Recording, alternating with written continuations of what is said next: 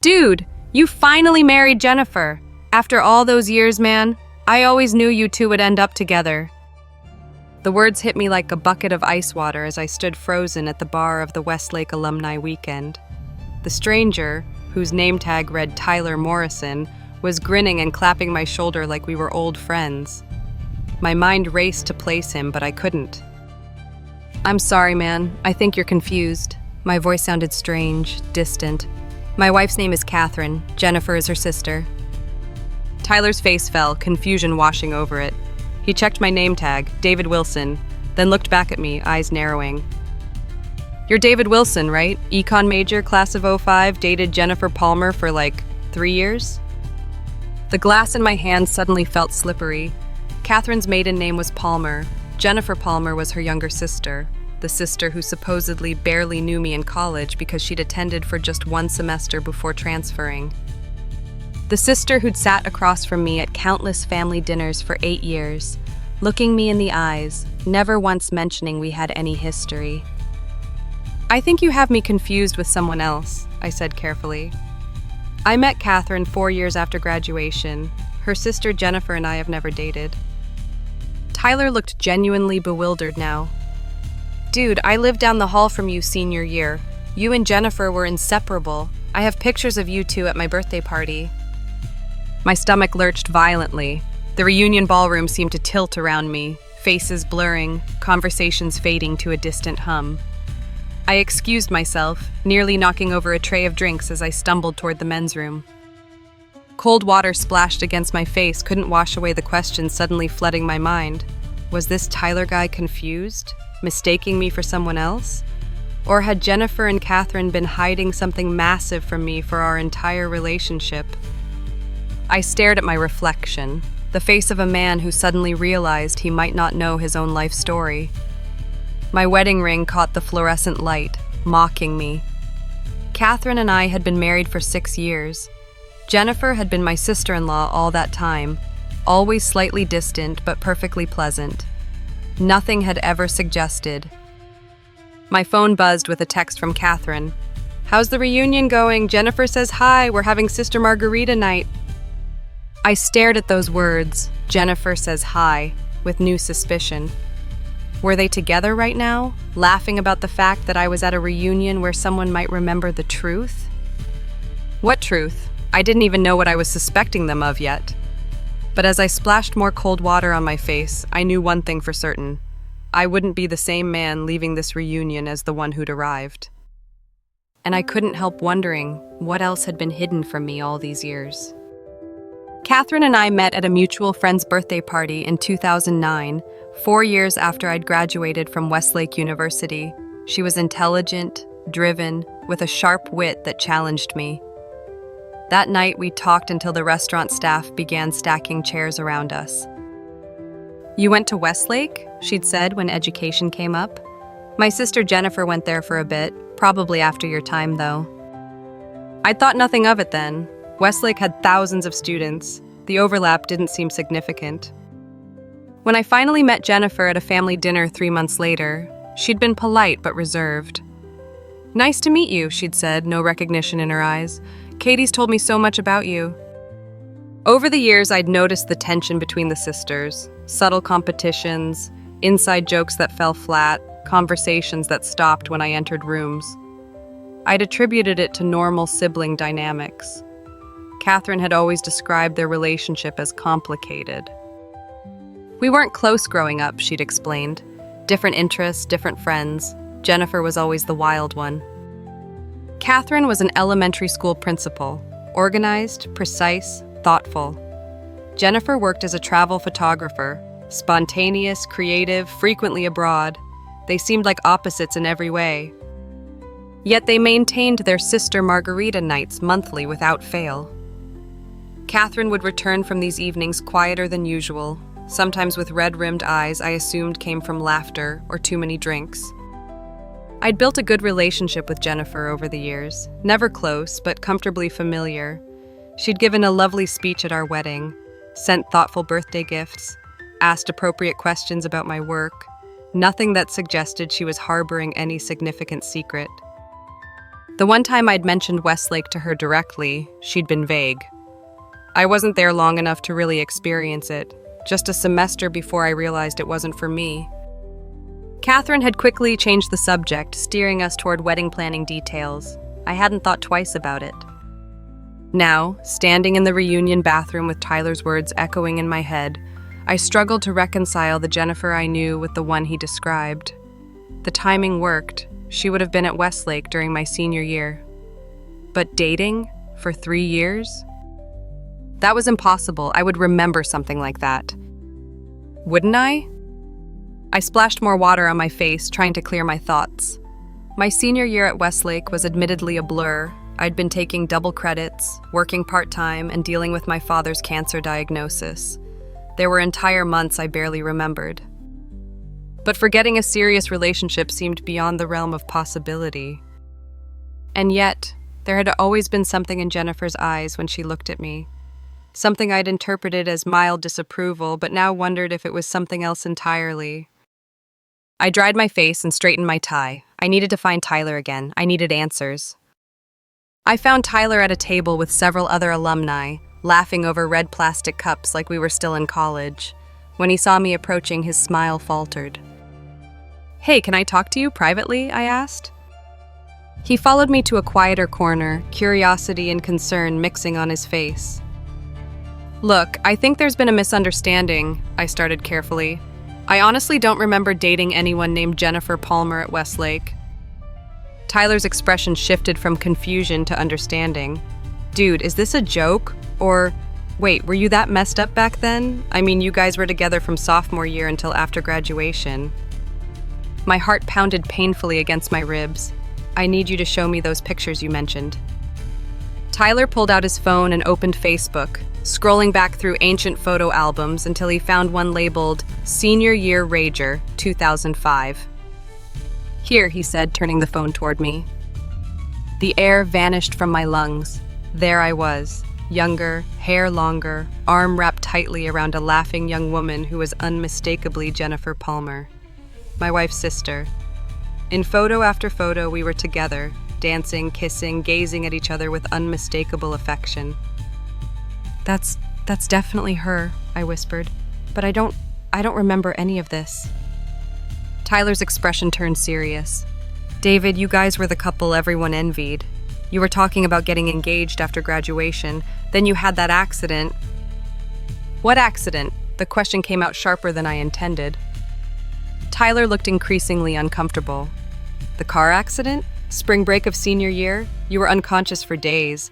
Had some memory issues afterward." He studied my face closely. "You seriously don't remember any of this?" A cold weight settled in my stomach. There had been an accident.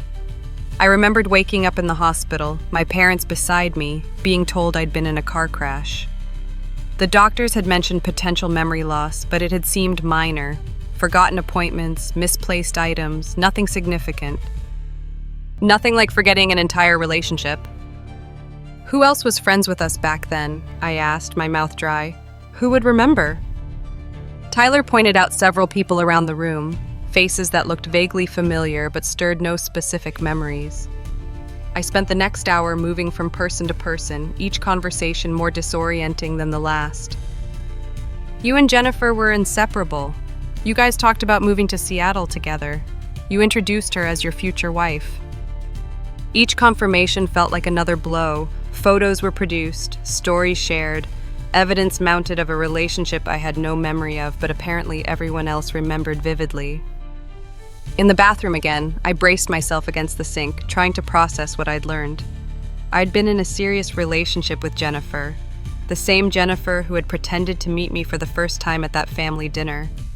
The same Jennifer who'd stood beside her sister at our wedding, watching us exchange vows without a word about our past. And Catherine, had she known? Had she started dating her sister's ex-boyfriend without telling me? Or worse, had she known I couldn't remember? I needed more information. I pulled out my phone and searched for retrograde amnesia car accidents. Article after article described cases where patients lost chunks of their past, sometimes years, while forming new memories perfectly well. Many never recovered those lost memories without triggers. Had Jennifer been deliberately avoiding triggering mine? Or had she assumed I remembered and was pretending for Catherine's sake? None of it made sense. With shaking hands, I opened Facebook and searched for Jennifer Palmer's oldest photo albums. Most were set to private, but a few from college were visible. I scrolled through them rapidly, finding nothing with me in them. Then I tried a different approach. I searched my own email archives for anything from Jennifer before I'd met Catherine. Nothing appeared. But when I searched for Jen instead of Jennifer, a folder appeared that I didn't recognize. It contained hundreds of emails with the address jen.palmer@westlake.edu, emails dating from 2002 to 2005. I opened the most recent one, dated 2 weeks after graduation. "David, I can't do this anymore. You've been different since the accident. The doctors say your memory might never fully return, and watching you struggle to remember our relationship is breaking my heart. I think we need time apart. Maybe after your brain heals more, things will be different. I'll always love you, Jen." My hands trembled so violently I nearly dropped the phone. This wasn't just a casual relationship I'd forgotten. This was something serious, something life-altering. And both Palmer sisters had hidden it from me for years. I scrolled to earlier emails, finding pictures, love notes, plans for the future. Evidence of a relationship that had apparently defined my college experience but had been completely erased from my memory. The final piece fell into place when I found our last exchange. Me: "I don't understand why you're pulling away. Did I do something wrong?" Jennifer: "It's not your fault. But you don't remember us, David. You remember facts I tell you, but not feelings, not our history. I can't keep reminding you of who we were. It's too painful. Katie thinks you need a complete break to heal. I think she's right." Katie, Catherine, her sister had been involved even then. I left the reunion without saying goodbye to anyone, my mind racing with questions. As I drove home, one thought kept repeating. I wasn't just going back to my wife. I was going back to face two women who had been living with a lie for our entire relationship. And I had no idea which one of them I could trust. Catherine was alone when I arrived home, curled on our couch with a book and a glass of wine. Her face brightened when she saw me.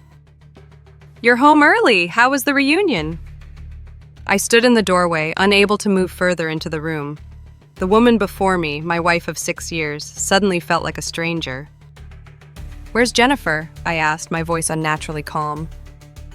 "She left about an hour ago, said she had an early flight tomorrow for that Iceland shoot." Catherine's smile faltered as she studied my face. "What's wrong? You look like you've seen a ghost." "Maybe I have." I pulled out my phone and set it on the coffee table, opened to a photo Tyler had sent me.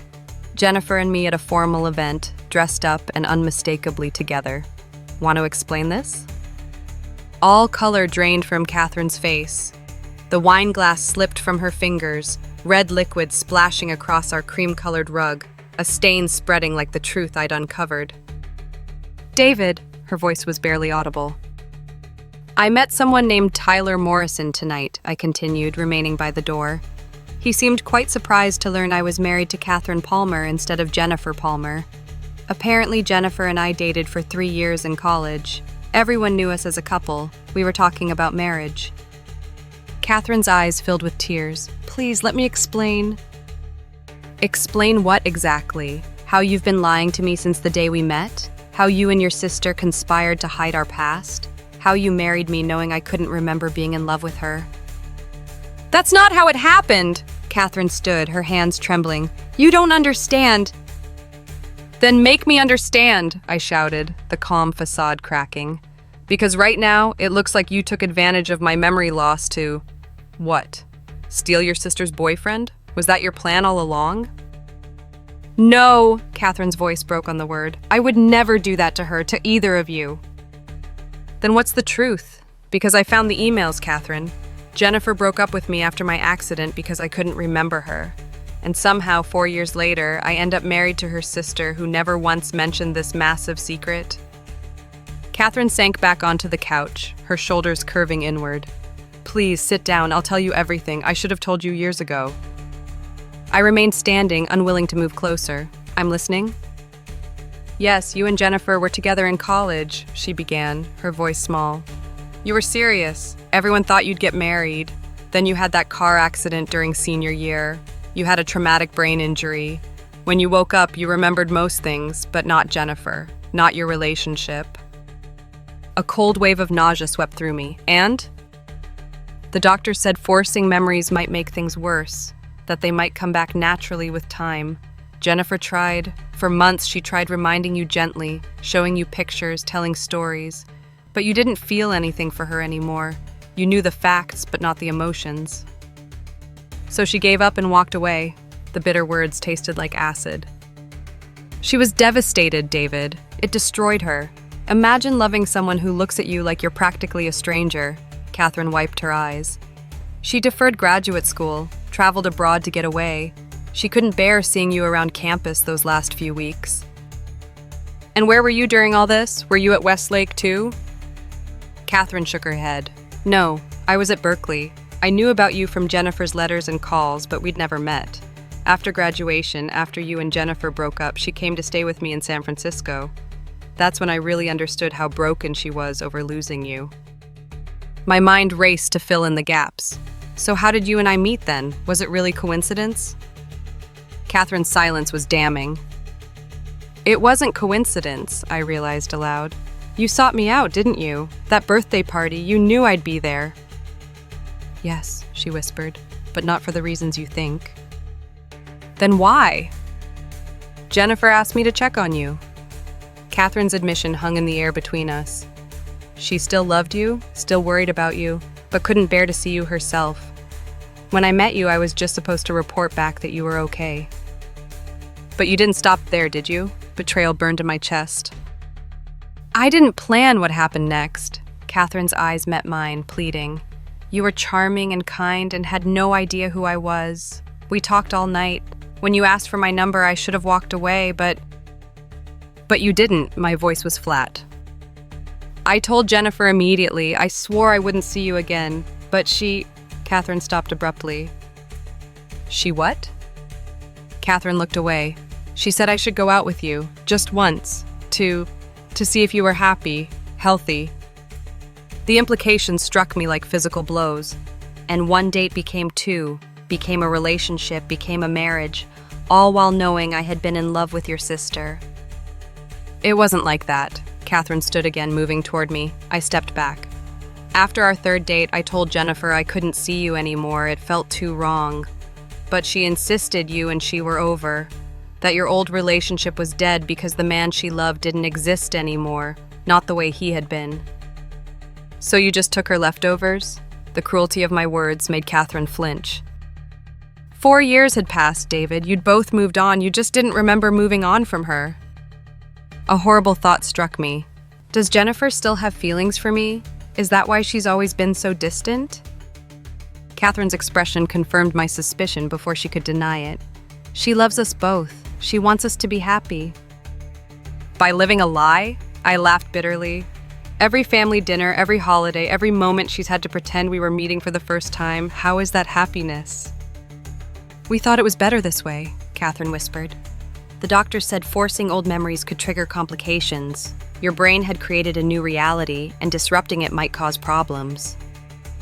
That wasn't your decision to make, my voice rose again. You both manipulated my life based on a brain injury. You married me without telling me the truth. I fell in love with you, Catherine's voice broke. That part was real, is real, and I always planned to tell you eventually when it felt safe. Safe for who? I demanded. For you? For your relationship with your sister? Because it certainly wasn't for me. You robbed me of my history, Catherine, of the ability to make informed choices about my own life. The full weight of the deception crashed down on me. Every Palmer family gathering had been built on this elaborate lie. Jennifer's careful distance, Catherine's nervous hovering whenever her sister and I were alone together, it all made sickening sense now. I need to talk to Jennifer, I said finally. David, please. No, the word came out like a gunshot. You've had years to explain, years of lies. I don't even know if I can trust anything you're saying right now. I need to hear from Jennifer directly. Catherine's face crumpled. She's not going to Iceland tomorrow. That was a lie. She's at her apartment packing for an actual assignment next week. More lies, of course. I'll be back later. Don't call me. Don't follow me. I turned toward the door, then paused. One more thing. Did you know about us when you first approached me at that party? Or did you recognize me from pictures? Catherine's silence was answer enough. I thought so. I walked out, leaving my shattered trust behind me. Jennifer lived in a modern apartment building downtown, her nomadic lifestyle as a photographer allowing her to travel light while maintaining a small home base. I'd been there countless times for dinners and gatherings, always as Catherine's husband, never suspecting any deeper history. She opened the door at my second knock, her expression shifting from surprise to resignation when she saw my face. "You know," she said quietly. It wasn't a question. "Reunion tonight," I replied tersely. Turns out I'm quite famous there as Jennifer Palmer's devoted boyfriend. She stepped back to let me in. The apartment was in disarray, photography equipment and clothes laid out for packing. On her coffee table sat a half-empty glass of what looked like whiskey. "Catherine called you," I guessed. Jennifer nodded, not meeting my eyes. "She said you found out, that you're angry." Angry doesn't begin to cover it. I remained standing, unwilling to settle into the familiar comfort of her space. 8 years, Jennifer.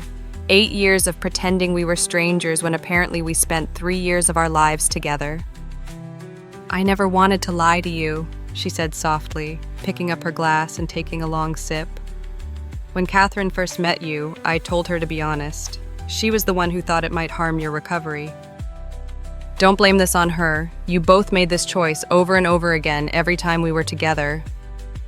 Jennifer finally looked at me directly, her eyes, so similar to Catherine's yet somehow more familiar now, filled with a complex emotion I couldn't name. "Do you remember anything about us, David? Anything at all?" The vulnerability in her question caught me off guard. "No," I admitted, "but I found our emails, I saw the pictures." A sad smile touched her lips.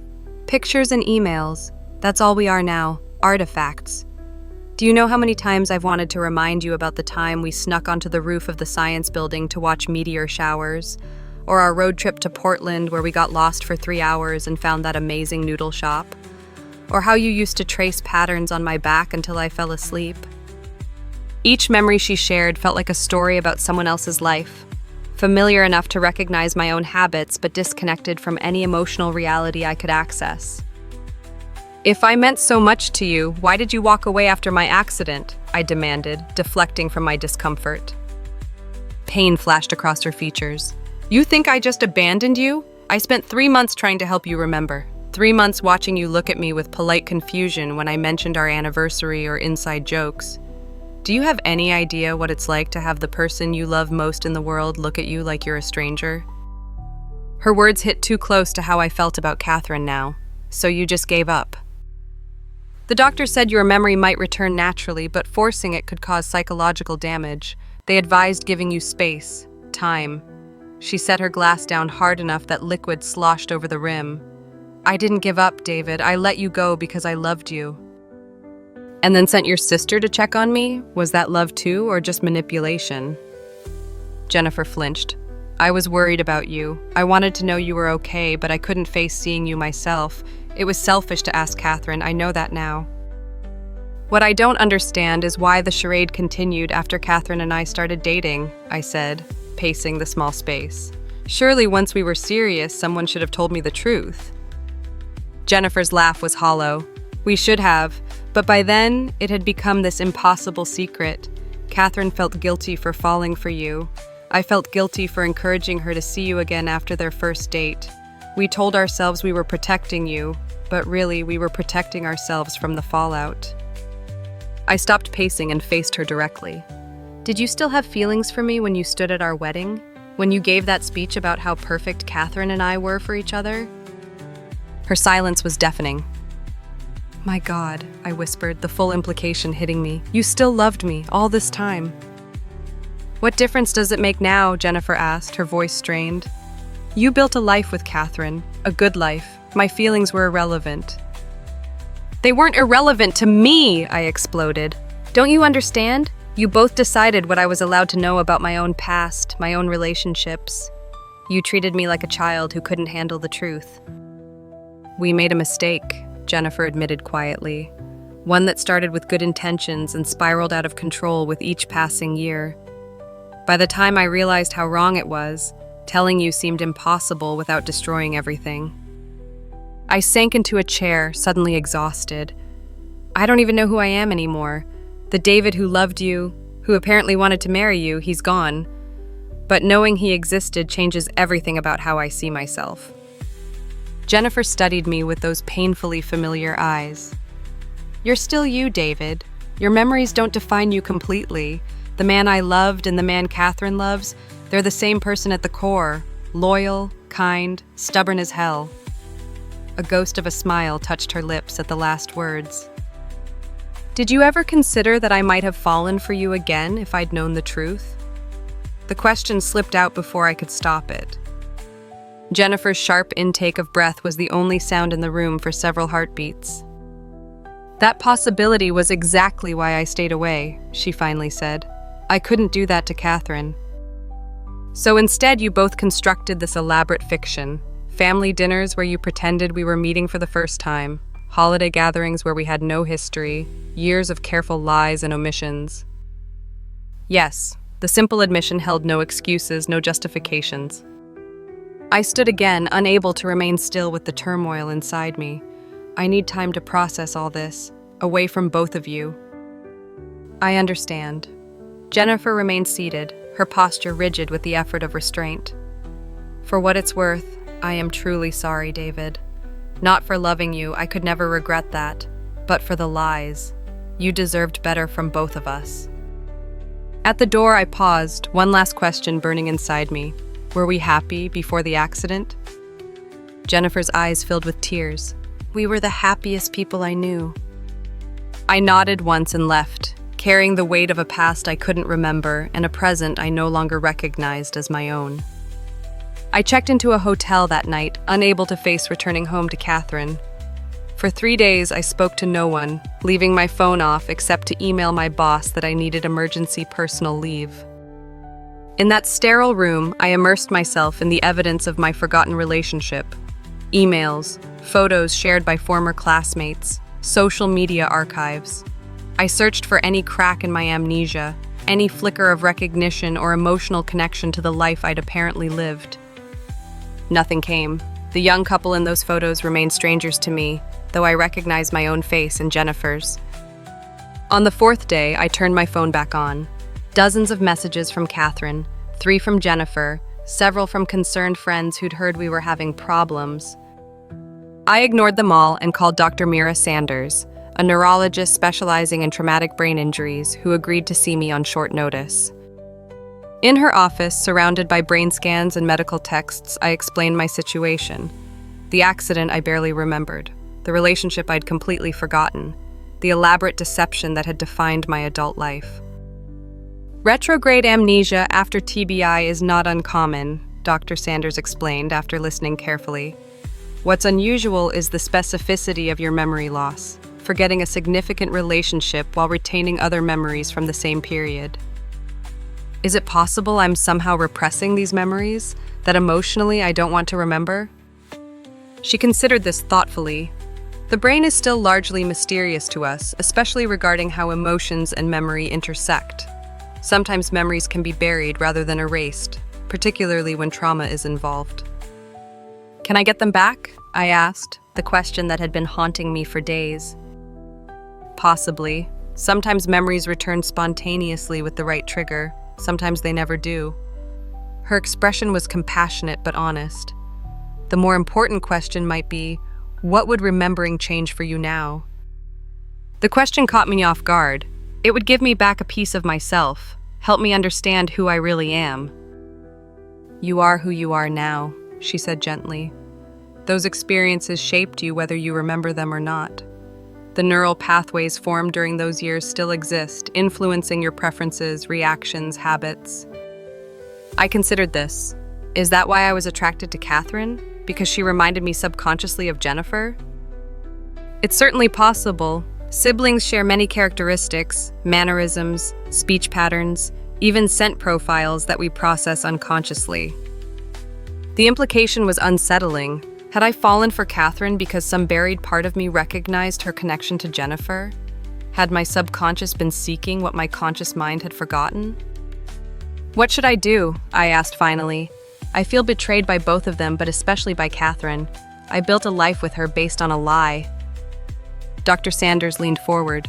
"I can't tell you what to do about your marriage, but I can tell you that healing from this kind of revelation takes time. Don't make permanent decisions while in the acute phase of trauma."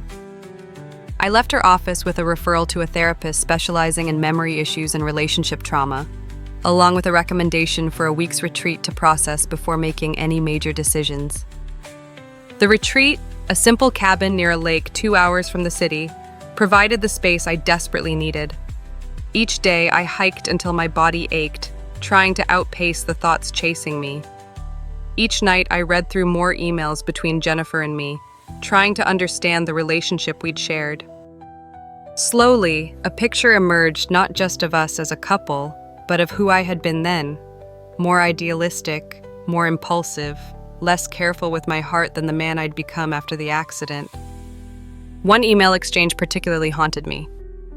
"Jennifer, what scares you most about the future?" Me. "Forgetting what matters. My dad's Alzheimer's has me terrified that someday I'll look at the people I love most and not know who they are." Jennifer. "If that happens, I'll remind you, every day if I have to." The cruel irony of those words was not lost on me. She had tried to remind me, according to Catherine, and when that failed, she'd walked away, keeping her promise in the only way that seemed possible. After a week of solitude, I finally called Catherine. "I'd like to meet," I said when she answered on the first ring. "To talk." "Anywhere," she replied immediately. "Just name the time and place." We met at a coffee shop, neutral territory, the following morning. Catherine looked exhausted, dark circles beneath her eyes, hair pulled back carelessly. She'd clearly been crying. "Thank you for meeting me," she said as I sat across from her. "I've been thinking about us, about what happened." I kept my voice calm, detached. "I'm still angry. I still feel betrayed, but I'm trying to understand." Relief flickered across her face. "I never meant to hurt you. Neither did Jennifer." "But you did." The words weren't accusatory, just factual. "You both made choices that denied me agency in my own life." "I know," she whispered, "and I'll regret that forever." I took a deep breath. "Here's what I need to know, Catherine. If you could go back and do it differently, tell me the truth from the beginning, would you?" She considered the question seriously. "Yes," she said finally. "Not because it would have been easier, but because it would have been right. You deserve the truth, whatever the consequences." "Even if it meant losing me?" Her eyes filled with tears, even then. "One more question. Did you approach me at that party because I was Jennifer's ex? Was that the initial attraction?" Catherine flinched. "No. I approached you because Jennifer asked me to check on you. But I was attracted to you because of who you were, kind, thoughtful, funny, in that dry way that catches me off guard. The same things she loved about you, yes, but my feelings are genuine." I nodded, absorbing this. "I need more time. I'm not ready to come home yet. But I'm going to start therapy, both for the memory issues and for us, if you're willing." "Of course I am," she said immediately. "I can't promise where this will lead," I warned. "I don't know if I can rebuild trust after this." "I understand." She reached across the table, stopping just short of touching my hand. "I'll wait for however long you need." I stood to leave, then paused. "Have you spoken to Jennifer?" Catherine nodded. "She's taking an assignment in Antarctica, 6 months documenting climate research. She's leaving next week." Running away, as she had after our breakup years ago. "Tell her," I hesitated, unsure what message I could possibly send. "Tell her I hope she finds what she's looking for there." Catherine's sad smile suggested she understood the inadequacy of those words. "I will." As I walked away, I realized that while I still couldn't remember loving Jennifer Palmer, I was beginning to understand why I might have. 6 months of therapy taught me more about myself than the previous decade had. Dr. Lisa Chen, the the specialist I'd been referred to, helped me process not just the betrayal, but the strange grief of losing memories I'd never known I had. Memory and identity are intertwined but not identical, she explained during one session. You can lose pieces of your past without losing who you are at your core. The work wasn't easy. Catherine joined me for couples therapy twice monthly, painful sessions where we excavated the foundation of lies our relationship had been built upon, searching for solid ground beneath. I fell in love with you for you, Catherine insisted during one particularly raw session. Not as some replacement for Jennifer or extension of her. But you knew things about me I didn't know myself, I countered. You had an unfair advantage. You knew my history, my preferences, my past relationships, things I should have had the right to tell you myself. Slowly, painstakingly, we rebuilt our connection on honesty rather than omission. I learned to separate my anger about the deception from my feelings for Catherine herself. She learned to stop protecting me from difficult truths. Jennifer remained in Antarctica, her occasional emails to Catherine brief and professional. She sent magnificent photographs of ice formations and penguin colonies, but never asked about me directly. I found myself wondering about her with increasing frequency, not with romantic interest, but with curiosity about the person who had been so central to my life that losing her had apparently changed who I was. 4 months into therapy, during a particularly deep meditation exercise, something shifted. Not a memory exactly, but a sensation, the ghost of a feeling. The scent of vanilla and something citrusy triggered a flash of emotional recognition so powerful I gasped aloud. "What happened?" Dr. Chen asked. "I don't know," I said, my heart racing. Something about a smell, vanilla and orange maybe. It felt significant. That night, I emailed Jennifer directly for the first time since discovering our past. "Did you wear a vanilla orange perfume in college?" Her reply came within hours. "Yes, orange blossom and vanilla. You gave me the first bottle for our 1-year anniversary. You said it reminded you of the orange trees outside your grandmother's house in Florida." The confirmation sent a strange thrill through me. Not the return of a memory, but the validation that some trace remained buried deep within my consciousness. More fragments surfaced over time. The taste of chai tea triggered a sense of contentment I couldn't explain until Catherine mentioned that Jennifer and I had studied at a chai shop near campus. A particular song on the radio brought unexpected tears, which Jennifer later confirmed had been our song. These weren't memories returning so much as echoes of emotional connections that had once defined me. Dr. Chen called them emotional imprints, traces left behind even when the specific memories were gone. The most significant breakthrough came unexpectedly, 5 months after the reunion. I was sorting through old boxes in my mother's attic when I found a journal I didn't remember keeping. Inside were entries from my college years, including dozens of references to Jennifer. October 12, 2003. Jen and I hiked Mount Rainier today. She was terrified on the narrow path but wouldn't turn back. That stubborn determination is why I love her. May 4th, 2004. Had our biggest fight yet about post-graduation plans. She wants Seattle, I'm considering Chicago. The distance terrifies us both, but neither of us said what we're really thinking, that maybe this is bigger than a 2-year degree program. February 14th, 2005. Bought the ring today. It's not much, all I could afford on my tutoring income, but the sapphire reminded me of her eyes, planning to propose after graduation. The last entry was dated March 17th, 2005, 3 days before my accident. Jen found the ring. Not how I planned it, but she said yes anyway. We're telling her family next weekend. Her sister might be a problem. She's always been weirdly competitive with Jen, but nothing can touch us now.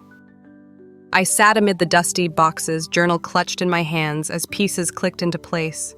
Not memories, but understanding. Jennifer and I had been engaged when I had the accident. We'd been planning our lives together, and Catherine had known from the beginning. That night, I confronted Catherine with the journal. Her face paled when she saw it. "You knew we were engaged," I said quietly. "All this time, you knew I had proposed to your sister before my accident." Catherine sank onto the couch. "Yes," she whispered. Jennifer told me after it happened. She was heartbroken when you couldn't remember proposing. Why didn't you tell me this when everything else came out? Why keep this specific detail hidden? Because it was the most painful part, Catherine admitted, tears sliding down her cheeks. Because knowing you had chosen her so completely, so permanently, and then had it erased, it felt too cruel to add to everything else you were processing. I considered her answer, surprised to find more weariness than anger rising within me. No more secrets, Catherine. No matter how painful, that's the only way forward for us. No more secrets, she agreed, I promise. That weekend, I made a decision that surprised even me. I booked a flight to Argentina, where Jennifer was stopping before returning to the States. I need to see her, I explained to Catherine, to talk face-to-face with all the facts this time. Catherine's fear was visible, but she nodded. I understand. This isn't about choosing between you, I assured her. It's about finally facing the past completely so we can move forward, whatever that looks like. The flight to Buenos Aires gave me hours to reflect on the strange journey I'd been on. The man who had attended his college reunion believing he knew his life story had been shattered. The man now flying across continents to meet a woman he'd once loved enough to propose to was someone new. Neither the pre-accident David nor the blissfully ignorant husband I'd been for 6 years. Jennifer was waiting at a small cafe near her hotel, her face thinner than I remembered, tanned from months in the Antarctic sun. She stood when she saw me, uncertainty in every line of her body. David, she said simply. Jennifer, I took the seat across from her. Thank you for meeting me. Of course, she studied me carefully. You look different. I am different, I acknowledged. These past 6 months have changed me. I'm not who I was before the reunion, but I'm not who I was before the accident either. I'm someone new. She nodded, understanding. Why did you want to see me? I placed the journal on the table between us. I found this. I know we were engaged. Jennifer's sharp intake of breath was the only indication of her shock. Yes, she confirmed, for 3 days before the accident. I want to understand who we were to each other, I said carefully. Not to rekindle anything, but to integrate that part of my past into who I am now. For the next 4 hours, Jennifer shared stories of our relationship, the good and the bad, our fights about future plans, the time I'd stormed out after she'd accused me of being emotionally unavailable, the reconciliation trip to the coast where we'd decided life was too short for petty disagreements. With each story, I searched my heart for recognition, for the person I'd been then. Occasionally, something resonated, a preference I still held, a fear that still drove me, a habit I'd never questioned. Did you love Catherine when you encouraged her to date me? I asked finally. Jennifer looked surprised by the question. No, I loved you. I wanted you to be happy, and you seemed drawn to her in a way you hadn't been to anyone since the accident. And now, why Antarctica? Her smile was sad but genuine. Because I needed distance to let go, to stop wondering what if, to accept that while amnesia took you from me initially, my own choices and Catherine's kept you away. Do you regret it, all of it? Jennifer considered this seriously. I regret the deception, the lies, but loving you? Never. You were worth the heartbreak, David, both times. As the afternoon light faded, we walked along the waterfront, 2 people with a shared history only one could remember. Yet something had shifted between us, not a return to what was, but an acceptance of what is. Catherine and I are trying to rebuild, I told her. It's not easy, but I think it's possible. Jennifer nodded. She loves you, always has. Differently than you did. Yes, but not less. Before we parted, Jennifer handed me a small package. I've carried this for 8 years, she said. It belongs with you now. Inside was a simple ring with a small sapphire. My grandmother's ring, which I'd had reset for an engagement I couldn't remember. Thank you, I said simply, pocketing it. Not as a reminder of what might have been, but as acceptance of what had been. Back home, I showed Catherine the ring. Her tears weren't of jealousy, but release. The final secret exposed, the final truth acknowledged. What happens now, she asked. Now we decide what to build on this foundation of truth, I said. Together, if that's what we both want. A year after the reunion that had unraveled my life, Catherine and I renewed our vows, not as a fairy tale couple untouched by betrayal, but as two flawed people who had faced difficult truths and chosen each other anyway. Jennifer attended, her camera capturing the moment from behind professional distance. There was sadness in her eyes, but peace too. She'd found a permanent position with National Geographic that would keep her traveling, her chosen form of healing. The memories of my relationship with Jennifer never fully returned, but I no longer needed them to. I had incorporated that lost chapter into my life story, not through remembering, but through understanding and acceptance. Some might find it strange that my wife, her sister, and I have found our way to an honest relationship after years of deception.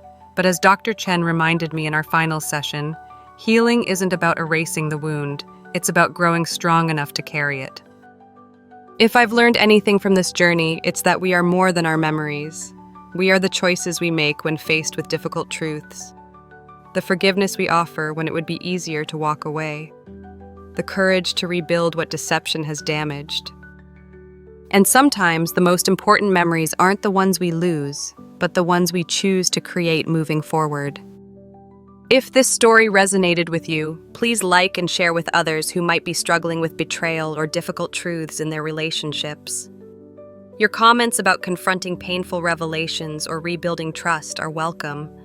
This community has become a source of strength for many on similar journeys. And don't forget to subscribe for more stories about the complex, messy, beautiful reality of human relationships. Sometimes the most powerful healing comes from knowing we're not alone in our struggles. Thank you for listening.